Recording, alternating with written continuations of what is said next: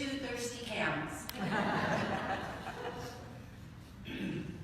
Within the first month after moving to Boulder, the hand of God was apparently at work as we made First Congregational the second church we visited.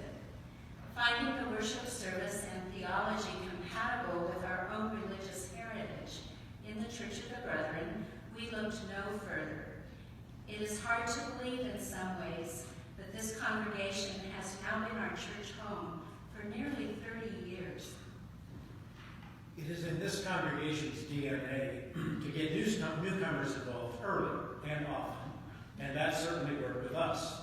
Between us, we've served on many boards and committees over the years, and Karen served as moderator nearly 20 years ago during the period of our first two capital projects, building the Faith Center and the Sanctuary and Fellowship renovation and expansion.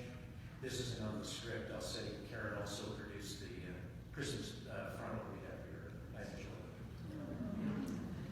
Through these experiences of participating in church leadership, we developed a deepening relationship to the church, our fellow members, our staff, and our wider mission. We mentioned the capital campaigns because it was through these efforts that we grew in our own stewardship. When we were asked to be leadership donors and then to visit other potential leadership donors, we looked at each other and said, us? But we were committed to the success of the projects. We felt they were important, and we believed in what they could provide to the church and the community, and realized that we had to step up to the challenge ourselves. Making these leadership gifts to successive campaigns, and there were more, as many of you remember, required sacrificial giving. We postponed our own renovations at home, drove our car a few years longer than we had planned, and ruled out some travel opportunities. But these important goals of the church were met because all of us did what we could, and the outcomes we all hoped for have far exceeded our expectations. And the funny thing is that when we converted our capital campaign pledges to annual pledges at the same level, it no longer felt as sacrificial as it did when we first challenged, and then challenged ourselves to set big goals and learn to stretch to meet them. Since then, we have continued to grow our pledge each year, increasing it by at least the percentage identified by our church leadership as needed to meet the proposed budget. By doing this, we are as committed to growing the life and work of the church as we were to improving and increasing its physical presence. Most witnessing stewards have made the point that beyond what we can see our giving doing for the church, the community, and the church's worldwide mission, it also feels good to do it, and we agree. To be honest, we receive so much more from this congregation than we can ever repay with our gifts of time, talent, and resources.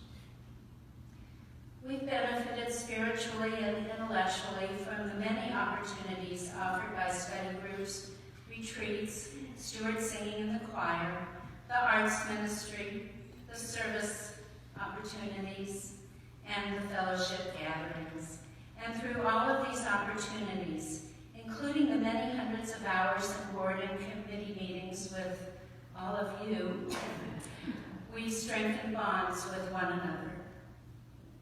It would be hard to make it through the week without carrying with us what we receive each Sunday from worshiping and fellowshipping together.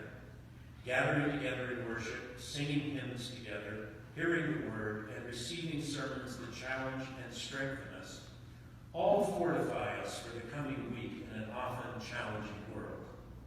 We part knowing deeply once again whose we are and how we are to be in our daily lives, work, and relationships throughout the week. We've grown in our love of ritual and deepened our theological understanding of our faith. And we'll just add that we've been very blessed to have such outstanding ministers throughout our years here. Now, these reflections are a bit bittersweet this morning because this is our last Sunday with you all for the new year. We're departing soon on Stuart's sabbatical year, and we'll be living and he'll be working abroad. While we're away, we'll be connecting with other churches, but it won't be the same. And I'm going to take the memory of all of you with me today in my mind's eye. While we're away, and we are particularly sad that while we are away, we'll be missing the kickoff here for the new congregational focus on vocation and discernment. All of the plans sound very exciting, and I think we picked a bad year to be away. We'll certainly be doing a lot of catching up when we return. In the meantime, our prayers for peace, justice, love, and hope will continue to connect us. And we know from experience that we can listen to the sermons from far away, we can read the weekly devotions, which we appreciate so much, and contribute one or two. And we can stay up to date on events through the weekly newsletter. So we'll continue to be with you, our church home, in spirit.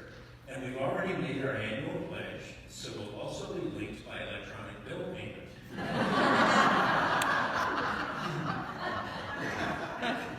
Please join us in not only making your own pledge, but also in challenging yourselves to stretch a bit more as well. Thank you so much. Thank you.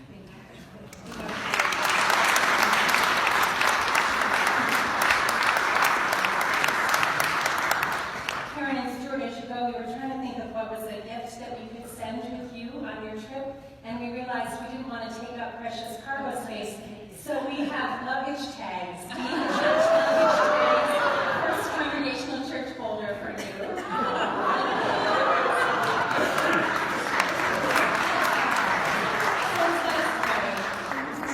Everybody needs these. Let us be in prayer.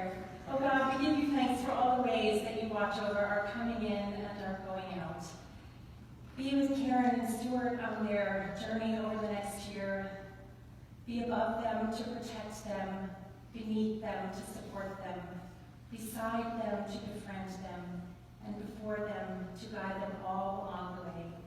May your Spirit be upon them, that they may sense your presence and also feel our support and love. We look forward to their return. In Christ's name we pray. Amen.